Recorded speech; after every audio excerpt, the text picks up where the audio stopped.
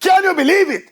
Jamaica's under-17 Reggae Boyz are one result away, a win or a draw, in their final group game against El Salvador, and the young boys will be heading to the under-17 World Cup again. Of course, there is a different context for this one.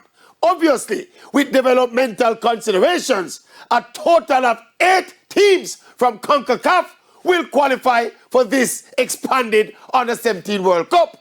The Jamaica team is playing in one of 8 groups of 4, and the winner of the group is off to the World Cup.